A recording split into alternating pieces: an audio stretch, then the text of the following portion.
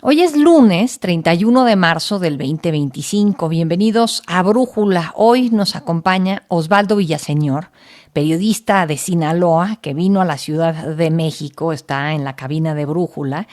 Él es director del portal OV El Analista, para hablar sobre la situación en el estado de Sinaloa desde aquel fatídico 25 de julio del 2024, cuando Ismael El Mayo Zambada y Joaquín Guzmán López, hijo de El Chapo, fueron detenidos en Estados Unidos.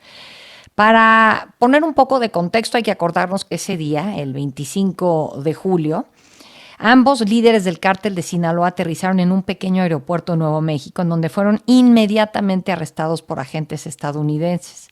Esta captura fue sorpresiva, por una parte, y marcó el fin de una era para uno de los narcotraficantes más buscados del mundo.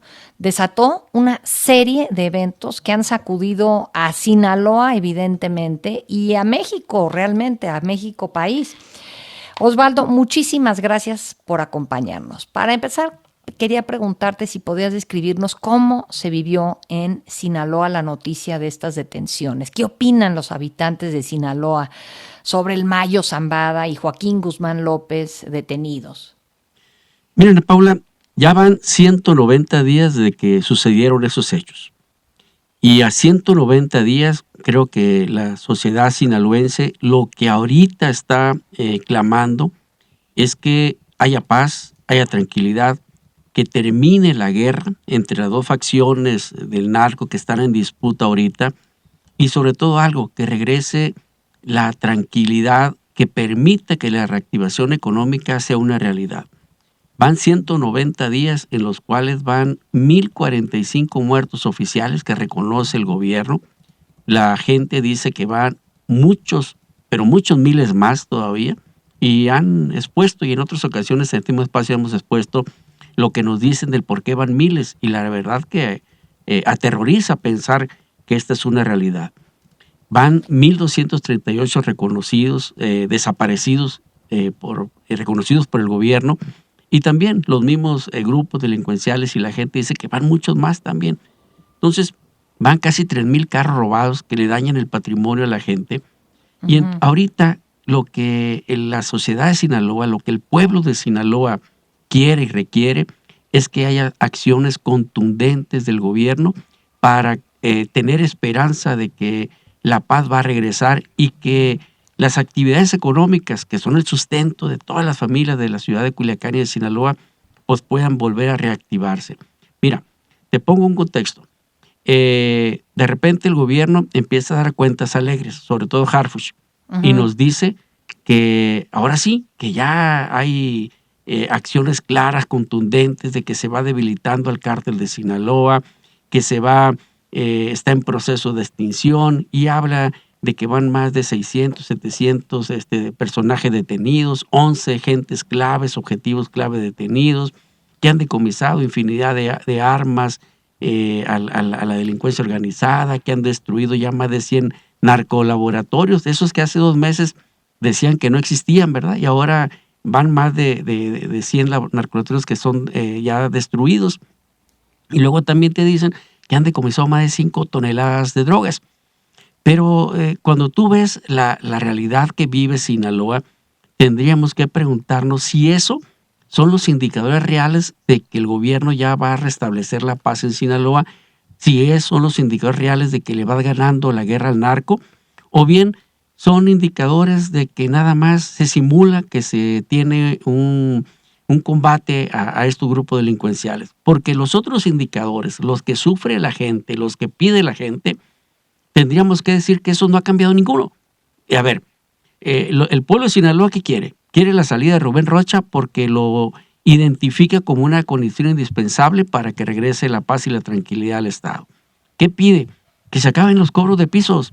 Esos continúan. Entonces, si hubiera un narco debilitado, pues los cobros de pisos ya no existieran. Pero ellos existen y el gobierno los sigue solapando. Y luego, ¿qué más existe? El control de muchas actividades económicas por parte del narco. Eso sigue existiendo todavía. El control territorial de los grupos del narco sigue existiendo todavía. Eso no cambia. O sea, el control, por ejemplo, del agua en Sinaloa indispensable para la agricultura y para la vida humana, la tiene el narco todavía, no ha cambiado. Entonces, los grandes indicadores que van a permitir ver que efectivamente el gobierno le está ganando la guerra al narco, esos no se ven, esos están intactos todavía. Por lo tanto, el narco, decimos, pues sigue todavía en total reinado y en total impunidad operando todavía. Ahora, pero ya pues operan sin dos de sus importantes cabezas. Primero el Chapo, ahora su hijo Joaquín Guzmán.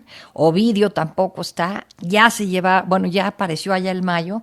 ¿Cómo está operando? ¿Quién está mandando allá, Osvaldo? Bueno, recordemos que la facción de los Chapos tienen a dos todavía líderes que están vigentes, que están en libertad, Iván Archibaldo y Alfredo Guzmán. Y por el lado de los Mayos todavía está el Mayito Flaco, que es el que se considera que está al frente de esta organización. Mira, el Mayo Zambada dijo una frase en una entrevista que le dio a Julio Scherer, dijo, si hoy me atrapan o me matan, no pasa nada. Y bueno, eso pareciera que está sucediendo y que tiene razón o que tuvo razón el Mayo cuando lo dijo, ¿no? Porque si tú revisas cómo operaba el narco antes de la captura del Mayo, antes de la captura del Chapo y cómo opera después, y tú dijeras, oye, pues a lo mejor pudiéramos pensar que estábamos mejor antes que ahora, ¿no? Entonces, hoy hay más control sobre actividades económicas, hoy hay cobro de piso, hoy controlan el agua, hoy controlan muchas actividades productivas que antes no las controlaban. Entonces, podríamos decir que con la caída del Mayo, con la caída del Chapo y con la llegada de los herederos, pues pudiéramos estar peor ahora en Sinaloa. Esa es una realidad que ahí está y que no se ha modificado, pues por más de esas cuentas alegres que nos diga Harfuch y de que nos diga que ya se va debilitando y que el cártel de Sinaloa está en proceso de extinción, en Sinaloa nadie percibe eso, ¿eh? Justo te quería preguntar cómo ha cambiado la inseguridad a partir de la presencia de Omar García Harfuch, que se anunció, su presencia ahí en el estado desde finales del año pasado, del 2024, si no mal recuerdo. No ha cambiado nada para bien. Habrá quienes puedan decir, oye, pues que ha cambiado para mal, pero no, sigue siendo la misma constante de los últimos 190 días en Culiacán. Mira, hoy, por ejemplo, amanecimos en Culiacán con balaceras en 5 zonas muy populares de la ciudad, ahí en Culiacán. Se tuvieron que suspender clases en algunas escuelas, se han incendiado casas, se han balaceado casas y balaceras en 5 sectores importantes de ahí de la ciudad. No estamos hablando de la periferia, no estamos hablando de la zona rural de Culiacán, sino de la ciudad, ahí de Culiacán. Y eso es nada más hoy, pero los mismos vivimos ayer, antier, el pasado fin de semana, y incluso yo me atrevería a pensar como que es una reacción incluso de los grupos delincuenciales tras el anuncio que hizo primeramente el gobernador Rocha de que ya estaba regresando la paz, la tranquilidad, porque ya no había tantos muertos como hacía días atrás o semanas atrás, o como lo dijo Harfuch en una declaración, que el cártel de Sinaloa está en proceso de extinción ya, que porque habían agarrado 11 objetivos claves de ellos, pues como que le están diciendo, le están dando un mensaje, hey, ni estamos en proceso de extinción, ni estamos debilitados. Y siguen mandando sus mensajes de muerte, sus mensajes de balas, y siguen todavía operando con toda la impunidad, porque tú te preguntarás, oye, ¿cómo que quemaron 5 casas el domingo en Culiacán? ¿Y dónde estuvo el ejército? ¿Y dónde estuvo la Marina? ¿Y dónde estuvo la Guardia Nacional o las policías locales? Pues no impidieron que ninguna se quemara, no agarraron a nadie, no hubo detenidos, o sea, no hubo nada. Entonces, por eso la gente de Culiacán, por eso la gente de Sinaloa tiene la percepción que nada ha cambiado todavía. Pues sí, totalmente. ¿El secretario sigue allá o va y viene o cuál es la situación? ¿O también es irrelevante? Va, viene, pero ya son menos las visitas, ¿no? Menos las visitas que ha hecho Sinaloa. Estuvo un domingo, lo anunciaron y ese mismo día salió porque el lunes tenía que viajar a Washington, pero bueno, ya no se sabe que ha regresado. El general ha ido una vez, el de la Sedena, entonces, pero volvemos a lo mismo. No ha cambiado, pues no ha sido trascendental ni ha significado absolutamente nada positivo que estén yendo los generales o que estén yendo el secretario de Seguridad Pública Harfuch, porque la delincuencia sigue siendo de las suyas todavía. Y lo otro que me parece muy llamativo es lo de Rubén Rocha, tu gobernador, querido Osvaldo. Sigue ahí, pues en el poder, sigue incluso ahora como un gran y nuevo integrante de Morena, que fue para allá el hijo de Andrés Manuel López Obrador, Andy López Beltrán, a tomarse la foto con la credencial de Morena. ¿Por qué sigue ahí? ¿Cuál es tu explicación? Mira, es una de las grandes interrogantes que muchos sinaloenses nos hacemos, ¿no? Y por eso decimos que nada ha cambiado. A ver, la decisión, digamos, de cambio más a la mano que tiene el gobierno federal, y en este caso la presidenta Claudia Sheinbaum, es destituir a Rocha. O sea, uno de los grupos delincuenciales o los dos han dicho, para poder sentarse a negociar o para encontrar una solución a esto es que salga el gobernador Rocha del cargo. No ha salido. Ahí lo mantiene. ¿Eso ha dicho quién? ¿Eso ha dicho líderes de los mayos cárteles? Y de los más enfocado a los mayos, ¿no? Que es una condición, incluso se le han cantado públicamente varias veces al gobernador, que lo quieren, van a renunciar, le dicen, ¿no? Entonces, pero no ha salido. Pero esa es la decisión más a la mano que pueda tener la presidenta Claudia Sheinbaum y que pudiera hacerla y no lo ha hecho. Las otras, pues, se puede entender. O sea, ¿cómo vas a aniquilar o combatir para reducir la influencia de los carteles en tan poco tiempo? Pues a lo mejor con tanto poder que acumularon, pues se puede entender que no lo hagan, ¿no? O que no se tengan esos resultados. Pero, insisto, no ha cambiado nada por eso. Ni ha salido el gobernador Rocha, ni se ha quitado el cobre de piso, ni se ha quitado el control de los territorios al narco, ni se ha quitado el control del agua, ni el control de muchas actividades productivas. Todo sigue completamente igual. O sea, el poder de las organizaciones delictivas están intactas todavía. ¿Por qué no ha salido Rocha? Pues yo creo que la mejor explicación la tiene la presidenta Claudia Sheinbaum, ¿no?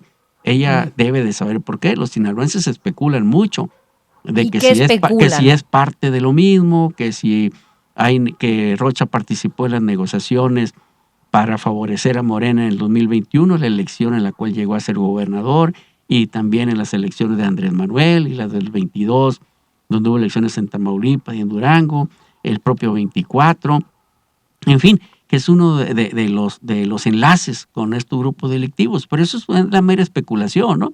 Porque pues ahora sí que el Ministerio Público, en este caso la Fiscalía General de la República, es la encargada de decir si eso es real o no es real. Para la gente, como dicen muy coloquialmente, no tiene pruebas, pero tampoco tiene dudas. Exacto. Oye, Osvaldo, la noche de las detenciones se reportó el asesinato de Héctor Cuen, que fue rector de la Universidad sinaloense, fue diputado federal electo allá en Sinaloa.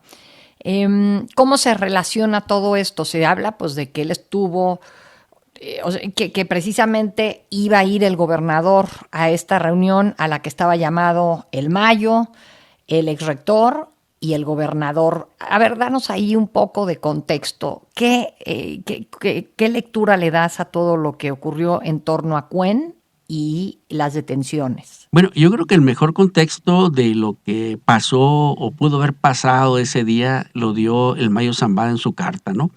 ¿Pero le creemos al Mayo? ¿Mande? ¿Le creemos al Mayo? Bueno, no se trata de que nosotros le creemos, pero Germanero dijo que ellos ya tomaron como si fuera una declaración del Mayo su carta y que la hacían válida, ¿no? Así lo dijo en una conferencia mañanera, y que solamente estaban esperando, dijo, ver si ratificaba eso que dijo el Mayo en su carta para la autoridad mexicana, si lo ratificaba ante una autoridad de Estados Unidos para poder cerrar el caso aquí en México y poder actuar en el caso de Sinaloa. Entonces, ese es el contexto, pero a raíz de eso, yo te preguntaría o teníamos que hacer la siguiente reflexión. Oye, a ver, desde octubre del año pasado, Germanero dijo que ya tenían clarificado qué pasó en Huertos del Pedregal, que ya tenían clarificado qué pasó con el asesinato de Cuen y que había hecho un montaje la Fiscalía General del estado de Sinaloa para tratar de desviar la atención y tratar de proteger a los probables responsables, que ya tenía identificado quiénes participaron en el montaje y en los hechos de Huertos de Pedregal, pero que un juez dijo no había querido recibir el expediente y liberar las órdenes de aprehensión. Oye, pero eso lo dijo en octubre, lo acaba de repetir hace unos días otra vez, y son de las grandes cosas que te lleva a reflexionar y que lleva a la especulación a los sinaloenses, cuando la autoridad deja de hacer lo que tiene que hacer y cuando genera esos vacíos también, ¿no? Por eso hoy la sociedad sinaloense pues especula. Oye, pues, ¿cómo vas a combatir la delincuencia cuando se puede ser parte de la misma, ¿no? Entonces a ese nivel puede llegar la especulación o la reflexión que hace muchos sinaloenses, porque ya estamos en marzo y es hora que no se hace ninguna acción en contra de quienes manipularon la escena del crimen de Héctor Melesio Cuen, quienes crearon el montaje, y que desde octubre la fiscalía y el fiscal nos dijo que ya tenía todo clarificado y que incluso ya tenía en contra de quién iba a liberar órdenes de aprehensión. No, es increíble. O sea, en 4 meses se cumple un año de todo esto. Y justo quiero entender un poco, dices que en Sinaloa nada ha cambiado, pero nada ha cambiado. Para bien. ¿Cuándo? Para bien, pero sí para mal, me imagino. Pues sí, para mal está cambiando todos los días, ¿no? Ajá. O sea, ¿cómo es la vida diaria? ¿A qué se han tenido que acostumbrar que antes del 25 de julio? Creo que todo empezó a complicar. O sea, el 25 de julio es cuando detienen al Mayo y al hijo del Chapo. Pero todo se empieza a complicar o a convertir mucho más tenso a partir de septiembre, si mal no recuerdo. Sí, del 9 de septiembre, cuando empieza la guerra entre las dos facciones. Mira, mucha gente ha hecho un símil o comparado esta narcoguerra que se libra en Sinaloa con la pandemia y la ha titulado una narcopandemia, porque pareciera que es el mismo comportamiento. Cuando la gente tuvo miedo de la pandemia del COVID, se escondió en sus casas, ¿no? Y se paralizó completamente todo el país, y muy particularmente el caso de Sinaloa. Cuando empezó la narcoguerra, igual, la gente se escondió en sus casas por miedo y todo se paralizó, las actividades productivas, no había transporte público, la gente no salía, prácticamente paralizado toda la ciudad de Culiacán. Pero pasó el tiempo y en el caso del COVID la gente dijo, o salgo a enfrentar la vida y busco qué comer o cómo seguir comiendo, porque si no me va a matar no el COVID, sino el encierro y el no tener una vida propia para seguir viviendo, o bien salgo o me quedo encerrado, dice que me muero de hambre. Entonces salió a exponerse del COVID y a jugársela. Pues hoy estamos igual en Sinaloa. La gente tiene que salir a jugársela todos los días y tiene que salir rezándole a Dios de que no le toque, porque toda esa gente que queda en medio del fuego cruzado, que queda en medio de las balaceras, queda expuesta todos los días. Hoy la gente que estuvo en medio de esas balaceras, 5 puntos de la ciudad de Culiacán, pues esa gente quedó expuesta a ya no regresar a sus casas con vida, ¿no? Entonces eso es el día a día. Ahora, eso se da más bien en la parte urbana de Culiacán, en la parte céntrica, donde la gente empieza a salir, sale a los comercios, tiene que hacer sus compras, tiene que salir a trabajar, tiene que buscar cómo sobrevivir a esta narcoguerra, ¿no? Pero a las afueras, en las periferias de la ciudad, pues ahí está más complicado todo, porque la gran mayoría de los enfrentamientos se da en la zona rural, en la periferia de la ciudad. Entonces, todos los días se vive la zozobra, ¿no? Sí, y un poco como cuando la pandemia, ¿no, Osvaldo? En el sentido de que nadie sabe cuándo se va a acabar, pero aquí lo que a mí me llama tanto la atención, la paciencia que están teniendo los sinaloenses, es pues que me imagino que tú tienes que seguir pagando impuestos, o sea, hacer todo lo que el Estado te exige a ti como ciudadano, sin que el Estado haga lo que se le exige para con la ciudadanía, ¿no? Pero fíjate, te voy a hacer una pequeña corrección, Ana Paula. Yo creo que ahorita los sinaloenses sí sabemos cuándo se va a terminar. ¿Cuándo? Mira, el general Jesús Leana dijo muy textualmente cuando le preguntaron cuándo se iba a acabar. Sí. Y el general dijo, pues cuando ya dejen de tener enfrentamientos y lleguen a acuerdo los grupos. Bueno, hoy estamos más que convencidos los sinaloenses que cuando eso suceda, se va a acabar la guerra. No antes, no por una acción del gobierno, pues, sino porque ellos van a tener sus acuerdos, o porque ganó un grupo la guerra, o porque se acabaron los enfrentamientos, ¿no? Pero no antes. Pero la pregunta es, oye, ¿y cuándo va a llegar ese día? Bueno, eso no sabemos, pero sabemos cuándo se va a acabar, ¿no? Cuando los grupos dejen de tener esos enfrentamientos. Mientras no llegue ese día, el problema es que la vida continúa y el gobierno, como dices tú, le sigue exigiendo. Oye, a ver, los empresarios están haciendo esfuerzos para mantenerse en la actividad económica y le han pedido al gobierno, oye, pues danos chance de no pagar impuestos, oye, o danos apoyos para reactivar. Eso no ha existido, ni les han dado chance para quitar impuestos. Si acaso le han dado plazo nada más, pero no quita de impuestos. No ha habido un programa real de reactivación económica que pueda ayudar al sector empresarial, que pueda ayudar a la gente que tiene su negocio. A lo que se ha dedicado el gobierno es a entregar unos cuantos apoyos de 5,000 pesos y como lo dicen los líderes empresariales, oye, pues no le pagas ni siquiera una semana de trabajo a la gente con 5,000 pesos, ¿no? Mucho menos te va a permitir que sea el verdadero estímulo que necesitan para reactivar la economía de Culiacán y en muy particular de sus negocios. Entonces, por eso digo, nada ha cambiado para bien.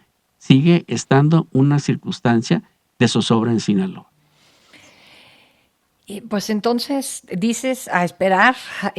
Pues esperar a que los grupos se pongan en paz. Yo te iba a preguntar cómo veías el futuro de Sinaloa, pero ya no los has visto. ¿Qué cambios podríamos ver en los próximos años como resultado de estos eventos? O sea, yo siento que, y algo que ya habíamos platicado, Osvaldo, es que para los sinaloenses esto ha sido como una sacudida, ¿no? De que si volteaban a ver a los narcos de Tamaulipas o a los narcos de Guerrero como unos narcos más violentos y los narcos de Sinaloa más pues sofisticados, ahorita se han dado cuenta que son igual de violentos, ¿no?